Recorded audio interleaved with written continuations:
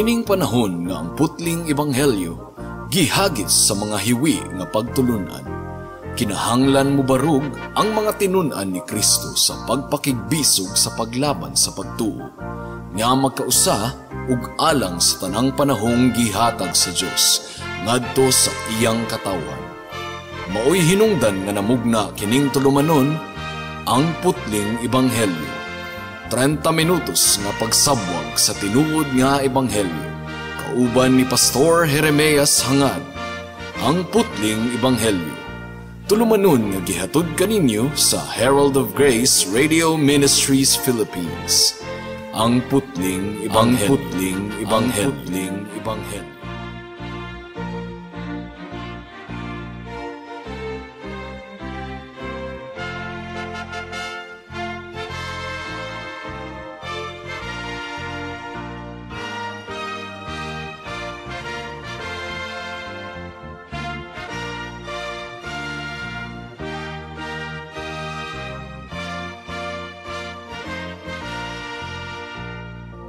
Special greetings sa tanang mga regular nga tigpaminaw sa atong panagsibya dinhi sa kahanginan ug espesyal usab nga pagpanimbaya sa akong 95 years old nga lolo nga si Isabelo Lauri Sr. nga naminaw karon.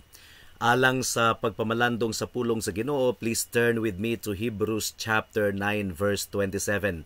Ang giingon dinhi mga kaigsuonan, ug tungod kay gitakda alang sa mga tawo ang mamatay sa makausa, ug pagkahuman niini mao ang paghukom. May the Lord bless the proclamation of His word at this moment. Mopahulay una kita sa atong regular nga study on the book of Romans. Gumikan kay niining simanaha mga kaigsuonan, sunod-sunod ang akong wali sa patay sa punerarya kay dunay namatay nga regular nga attender sa atong simbahan.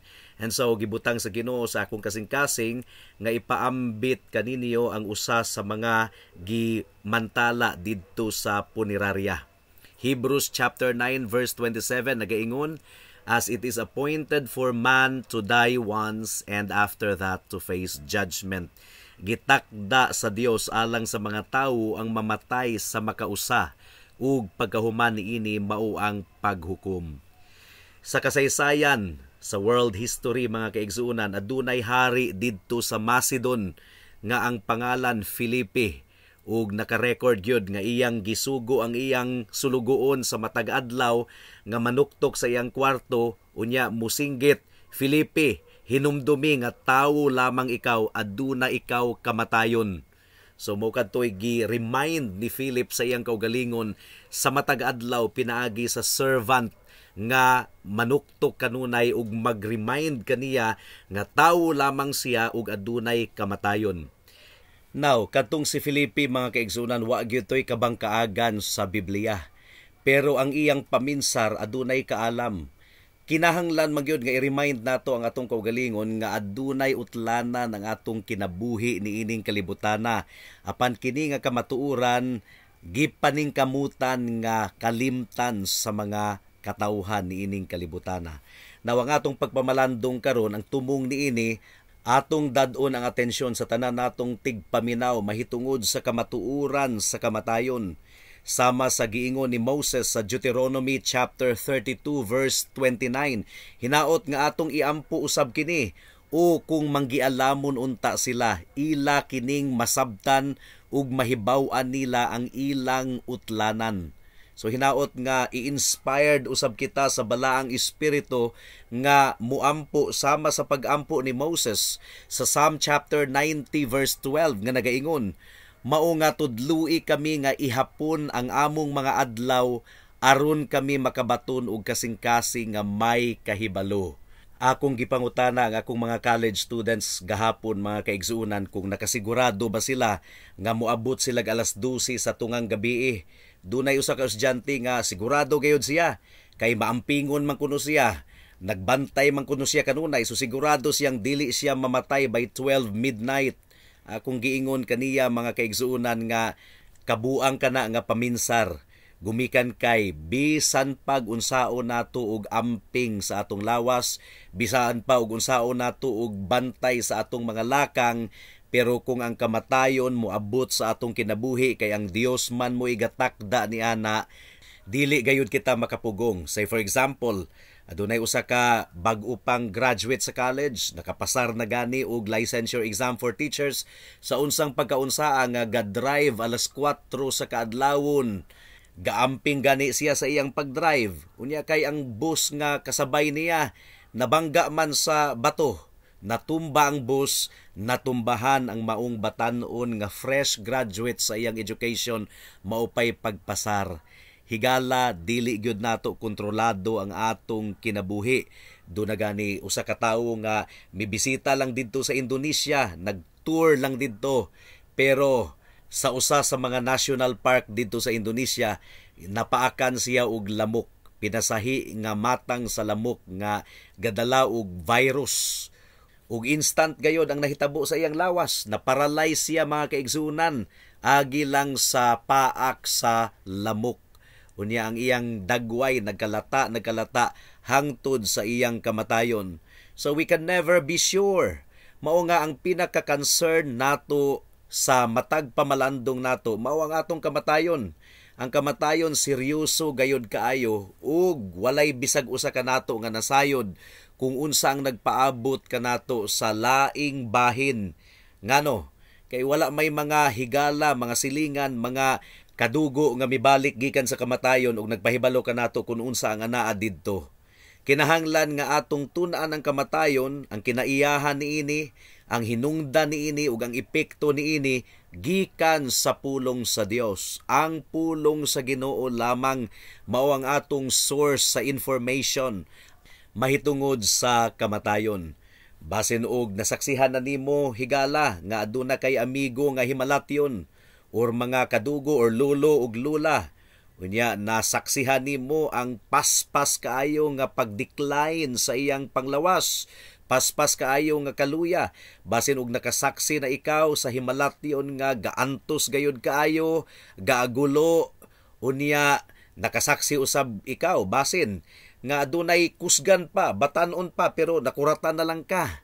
Nga niadtong miaging simana imo pang kaistorya, pero karon wala na, gihaya na. Batanon pa kaayo mga kaigsuunan. We really do not know. Ug basin og kita, basin og piskay pa ang atong panglawas ni ining taknaa, pero ugma or sunod simana adunay mahitabo kanato, wa gyud ta makahibalo. Aduna ko'y parinti nga nangaligo lang og dagat, pero wa lang gyud damha nga nianang adlawa ang iyang anak nalumos, so iyang gi-attempt og rescue, milangoy siya kay iyang gipangita ang lawas sa iyang anak, and in the process namatay usab siya. So amahan og anak namatay, silang duha gidungan og haya. Batan-on pa kaayo, wala pay 40 anyos mga kaigsuunan. Tinuod gayod ang nahasulat sa Biblia sa Isaiah chapter 40 verse 6 hangtod sa 7. Paminawon nato mga kaigsunan. Tanang unod sagbot lamang, ug tanan niyang kaanyag sama sa bulak sa tanaman. Ang sagbot malaya ug ang bulak malata, kung ang gininhawa sa Ginoo muhuyop niadto. Tinuod gayod nga ang mga tawo sagbot lamang. Huyang gayud kaayo kita mga kaigsuunan sa atong pinakakusgan nga kahimtang, murara kuno kita og gininhawa matud pa sa pulong sa Ginoo. If you will read Psalm chapter 39 verse 5. So sa atong pamalandong niining taknaa dunay duha ka punto. Una, ang makalilisa nga kinaiyahan sa kamatayon. Ikaduha, ang mahitabo pagkahuman mismo sa kamatayon. Hinaot nga tabangan kita sa balaang espiritu sa atong pamalandong niining takna. Mudangat na kita sa unang punto. The terrible nature of death. Ang makalilisa nga kinaiyahan sa kamatayon. Unsa man ang kamatayon? Ang kamatayon mao ang nagpahimulag sa mga katawhan gikan sa tanang maanindot nga butang niining kalibutana. Sama sa mga suod nato nga higala ug kaparintihan, gikan sa mansyon nimo nga basin og 10 million pesos ang kantidad ni ana, kung ikaw mamatay mahimulag na gyud ikaw gikan ni anang mga butanga. Ang kamatayon maupod ka na ang magpahunong sa tanan nimong mga project, For example, ga-project ka nga mutukod ka og 3 million nga balay, hapit na mahuman ang imong balay, unya wa gyud nimo maabti ang pagkahuman sa balay kay namatay ikaw. So mga examples lang kana. Nangandoy ang usa ka batan-on nga mahimong doktor. Unya graduating na siya, but all of the sudden dunay nahitabo nga pinusilay, unya naangin siya. So ang kamatayon mao kini ang magputol sa tanan natong pangandoy niining kalibutana. And anything could happen to us. Kung ikaw nindot ang dagan sa imong kinabuhi, gitahod ka sa tanang mga katawhan, girespetar ka sa tanan, pero kung ikaw mamatay, makalimtan na gayud ikaw higala.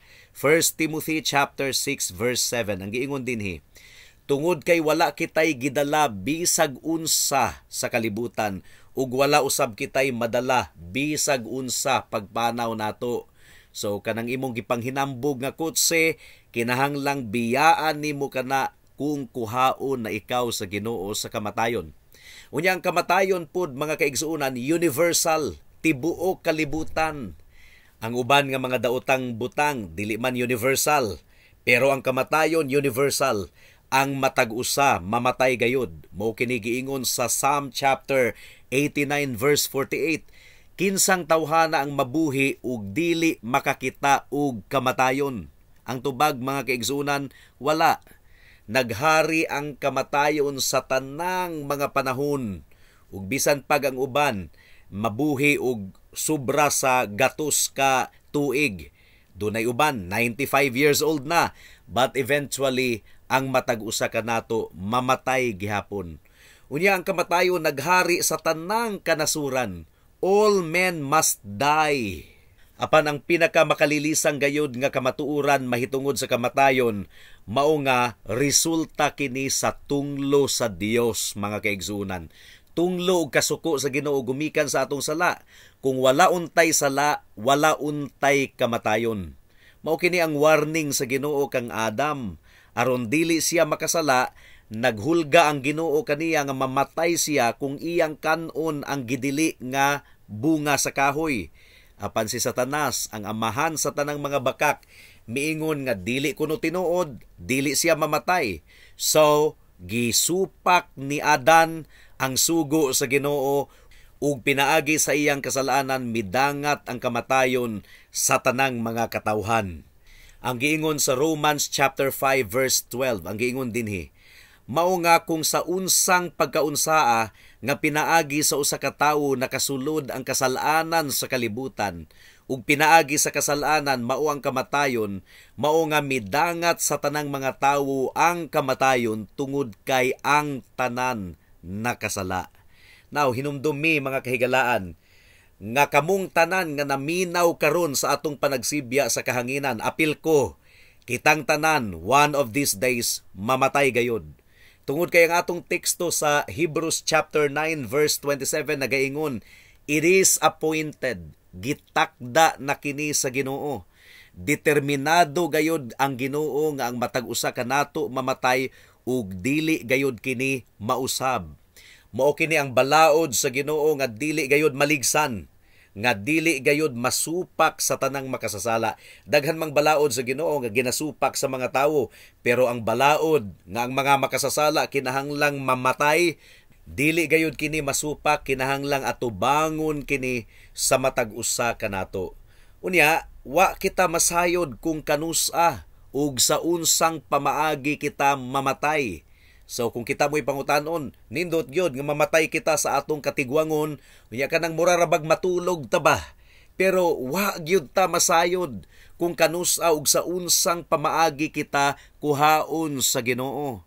Whether dato ka higala or pobre, whether lalaki ka or babae, bata ka or tiguang, ang giingon sa Biblia, it is appointed for each one of us to die, and after that to face judgment. Gitakda sa Dios alang sa matag-usa kanato ang mamatay sa makausa ug pagkahuman niini mao ang paghukom. Basin og muingon ka nga, ha, nganong namatay man siya dili pa panahon, bata pa kaayo. Or basin og ang himalatyon dili pa gyud ganahan mamatay kung moabot ka na nga takna. Pero ang kamatayon dili magpaabot kanato. Ready or not, mga kaigsuunan, kung oras na gyud sa gitakda sa Ginoo alang kanato, kinahanglang magpasakop kita.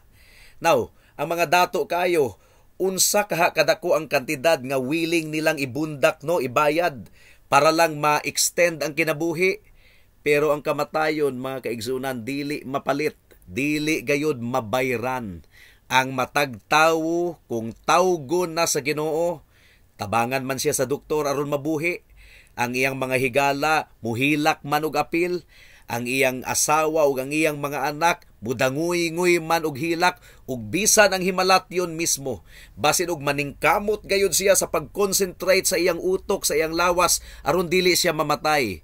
Pero kung oras na gayud nga gi-require na sa Ginoo nga moatubang siya sa Dios sa paghukom, kinahanglan gayud nga mopasakop siya, kinahanglan nga mubiya na gayud siya niining kalibutana.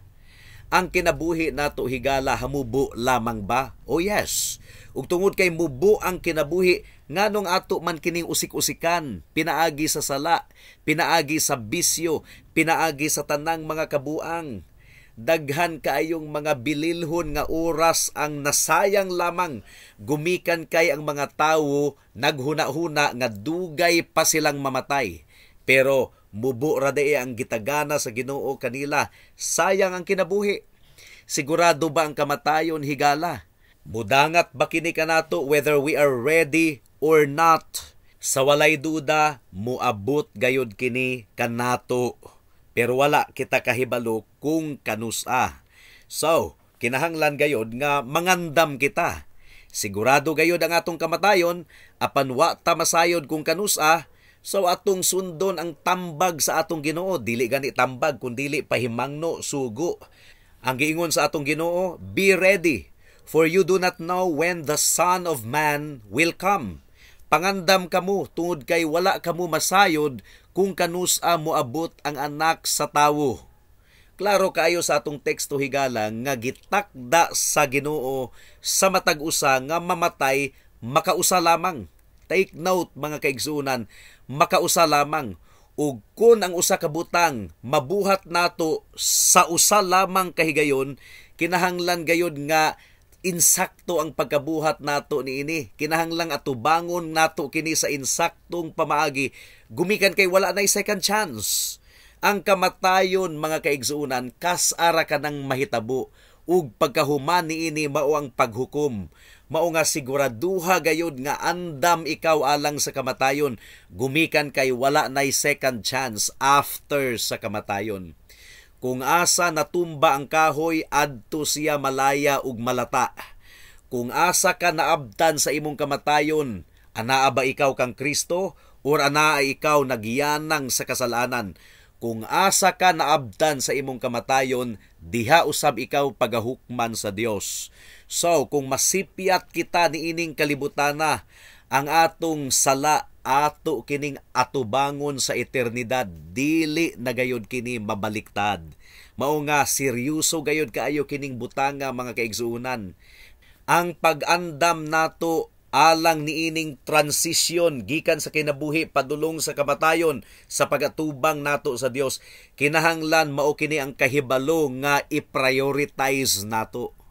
Buot ka bang masayod higala kung unsaon nga mahimong andam ka sa pagatubang sa kamatayon? Usa lamang ang pamaagi.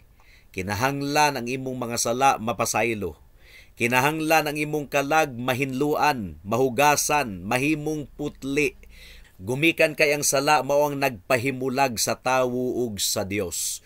Ug ang sala ang hinungdan nganong ang tunglo sa Dios gipadayag gikan sa langit. Batok sa tanang mga dautan ug dili Dios non nga pinaagi sa ilang pagkadautan, ilang gipugngan ang kamatuoran. Romans chapter 1 verse 18. So kung ang imong sala mapasaylo, dili ka mahadlok mamatay. Kung ang imong kalag na hinluan, nasininaan ikaw, nabistihan ikaw sa pagkamatarong ni Kristo, ang kamatayon dili makalilisang alang kanimo. Gumikan kay andam ikaw nga moatubang sa Ginoo sa paghukom sa unsang paagi. Ang dugo ni Kristo mao ang nagtabon sa imong sala, ang iyang pagkamatarong mao ang gibisti kanimo ug imo kining nadawat pinaagi sa pagtuo. Igo na si Kristo. If that is the condition of your soul, wala kay angay nga ikahadlok higala sa imong pagatubang sa Dios.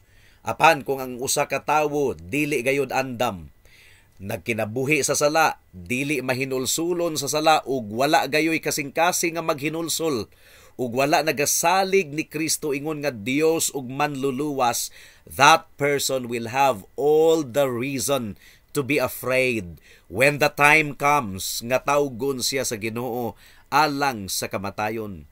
Mao nga higala ang hagit niini, dagan padulong kang Kristo. Ayaw na paglangan-langan. Si Kristo nagpakamatay didto sa krus sa Kalbaryo aron nga pinaagi sa iyang kamatayon sa iyang dugo, ikaw nga makasasala mabuhi. Gisunod ni Kristo ang tanang sugo sa Ginoo, apil ang sugo nga ang kasalanan pagabayran sa kamatayon, pagaulaan sa dugo. Gituman ni Kristo kining tanan. Unya, before siya namatay, misinggit siya, it is finished. Natapos na. Natapos na ang iyang buluhaton sa pagtubos. O gidawat sa amahan ang iyang sakripisyo. O kung ikaw mutuog, musalig kang Kristo, maluwas gayud ikaw. Ug isip pagpamatuod nga milampo si Kristo sa iyang misyon, nabanhaw siya pagkahuman sa ikatulo ka adlaw. Mao nga higala, ayaw na paglangan-langan, pamalandungi kining butanga. That leads us to the second point, the immediate sin after death. Ang mahitabo dayon pagkahuman sa kamatayon. Tataw kaayo sa atong teksto nga giingon, as it is appointed for man to die once, and after that to face judgment. So pagkahuman mismo sa kamatayon, ang imong kalag mabulag gikan sa imong lawas, unya moatubang dayon ka sa Ginoo alang sa paghukom. Sintensyahan ikaw sa Ginoo, either eternal life or eternal death. Ug kana nga judgment, usa ka pribado nga paghukom, unique personal judgment. Ug gipakita gayud kana sa balaang kasulatan nga ang atong kalag dili mamatay pagkahuman sa atong kamatayon. Ang atong lawas lang ang ilubong sa lubnganan, apan ang atong kalag moatubang gayud sa Ginoo pagkahuman sa atong kamatayon. Ang katong kriminal didto sa cross, giingnan gani siya sa Ginoo, now you will be with me in paradise. Meaning to say, mamatay man ang iyang lawas didto sa cross, pero ang iyang kalag makauban sa Ginoo didto sa paraiso. Ug miingon si Apostol Pablo, to be absent from the body is to be present with the Lord. Ug mo kini ang gipangandoy gayod ni Apostle Paul, nga kung makauban na niya ang iyang manluluwas nga si Hesukristo, labaw kini nga mahinungdanon kaysa sa tanang mga gipangbuhat niya niining kalibutana. Nakoy kauban nga maestra sa una, miingon nga, Lord, ayaw sa kong kuha, kay wa pa kahuman akong mga anak kong eskwela, unya wa pa nako mapatukod ang akong dream house. Oh, wala gyud ta masayod kung ihatag ba kana sa Ginoo kanato higala. We really do not know. Dili makapaabot ang kamatayon sa imong pag-graduate sa imong anak ug pagtukod sa imong dream house. Kung kuhaon na gyud ikaw sa Ginoo, kuhaon gyud ikaw niya. Ug wa na kay mabuhat aron pugngan kini, and after death moatubang ka sa Ginoo sa paghukom. Apan adunay gipadayag ang Biblia nga final judgment, mao kining day of judgment sa pagbalik sa Ginoo. Nganong kinahanglan man ang day of judgment, mga kaigsuunan? Kung gamitan nato og insaktong paminsar, the day of judgment is really needed. Gumikan kay niining kalibutan na murag mi kuyanap ang pagkadautan. Daghan kayong mga maayong tawo nga nagantos, unya daghan kayong mga kriminal, mga kurakot, mga maglulutos nga murag nakalikay sila sa silot. Ang Ginoo Dios sa hustisya, ug dili gayod haom sa hustisya sa Ginoo nga kanang mga tawhana ang dautan mo lampos hangtod sa kahangturan. No, nagtakda ang Ginoo og usa ka adlaw kung kanus-a niya hukman ang tanang mga tawo diha sa pagkamatarong or sumala sa pagkamatarong. Ang tanang mga tawo manubag sa Ginoo on the day of the judgment. tanan nga gibuhat nato whether hayag or tago, pagabukharon ka ng tanan sa adlaw sa paghukom. If you will read the book of Revelations chapter 20 verse 11 to 15, ang balaod sa Ginoo ang napulo kasugo pagabukharon, mga kaigsuunan, kay mo kanay basihan sa paghukom. Unsa pa, ang mga libro sa atong kinabuhi, the books of our lives will be opened. Tanan natong gibuhat, gipamulong o gihuna-huna sukad pa sa bata pa kita hangtod sa atong kamatayon, bukharon sa Ginoo. And God is a perfect secretary. Unsa pa, bukharon usab sa Ginoo ang libro sa atong konsensya. Don't you know? Ngang matag usa ka nato adunay konsensya nga gibutang ang Dios, mutulisok ka nato or muaprobar ka nato bisag unsa nga atong gibuhat, ang konsensya usab nato mutulisok ka nato sa adlaw sa paghukom. Unsa pa, bukharon usab ang Book of Life, ang libro sa kinabuhi, ug ang tanang mga ngalan nga wala mahasulat niadto itambog sa linaw nga kalayo. So adunay duha lamang kamatang sa paghukom. Ang mga giluwas pinaagi sa grasya sa Ginoo, i-welcome niya ngadto sa iyang gingharian. Muingon ang Ginoo, dali kamo, mga gipanalanginan sa akong amahan, dawatan ninyo ang gingharian nga gitagana alang kaninyo gikan pa sa pagtukod sa kalibutan. Apan sa mga tawo nga nagdumili sa paghinulsol, nagkinabuhi sa kasalanan, wala gayoy kasing-kasing alang sa Dios. Kung maabtan sila nga ingunana ang ilang kahimtang sa ilang kamatayon, unsa ang paghukom sa Ginoo? Ang giingon sa Biblia sa Matthew chapter 5 verse 41, palayo kamo kanako, kamong mga tinunglo, didto kamo sa kalayo nga walay utlanan nga giandam alang sa yawa ug sa iyang mga anghel. Makalilisang gayud kaayo kana nga mga pulong higala, depart from me, palayo kamo kanako, palayo gikan kang Kristo. Si Kristo ang tinubdan sa tanang kinabuhi ug kalipay ug panalangin, pero mahalayo gayud gikan kang Kristo hangtod sa kahangturan ang usa ka tawo nga hinukman. And yet how painfully just gumikan kay ang atong Ginoo, Dios sa hustisya. Ang usa ka makasasala nga wala na gyoy gibuhat kundili mo balibad gayud sa Ginoo, di siya ganahan sa Ginoo. Kung ang Ginoo ang topic sa conversation, change topic dayon. Unya galikay-likay gud siya sa pulong sa Ginoo nga murabag iyang gipalayas ang Ginoo. Lord, I do not want you. Sa adlaw sa paghukom mabaliktad ka na higala. Ikaw mo ipalayason sa Ginoo gikan sa iyang presensya hangtod sa kahangturan. Makalilisang gayud kaayo kana, pamalandungi kana higala. Busa karon matud pa sa Romans chapter 2 verse 4. Gipakita sa Ginoo kanimo ang iyang kaayo, ang iyang pag-antos ug ang iyang pagpailob, ug kining mga butanga higala magaaghat unta kanimo nga maghinulsol. Gihatagan ikaw ug higayon sa Ginoo nga maghinulsol. Gidelay una sa Ginoo ang iyang judgment, iya sang gidilatar, because God is giving you the chance to repent. Ang kuna nga ikaw makasasala, gisupak nimo ang balaod sa Ginoo. Wala kay mahimo aron luwason ang imong kaugalingon. Bisan pag-unsa ka kabuutan sa imong pamati, ang imong pagkamatarong hugaw nga trapo lamang atubangan sa Ginoo. So buhi ka pa hangtod karon, God is still giving you the chance to repent. But that patience of God, that goodness of God, and that forbearance of God, dili ka na permanente, adunay utlanan ka ng tanan. Sa adlaw sa imong kamatayon, giputol na sa Ginoo ang tanan niyang pasensya, ang tanan niyang pagpailob, and after death, wala na gayoy higayon pa aron ka maghinulsol ug mobalik sa Ginoo. Samtang buhi ka pa karon, ayaw ug kamasai, ayaw ug usik-usiki kini nga kahigayunan. Paghinulsol sa imong sala, karon dayon higala. Dangop sa atong Ginoong Hesukristo. Tawag sa iyang ngalan. Tuuhi nga igo na ang iyang dugo ug ang iyang pagkamatarong aron mo papas sa tanan nimong mga sala. Saligi si Kristo lamang ingon nga imong bugtong Dios ug manluluwas. Wala nay lain pa.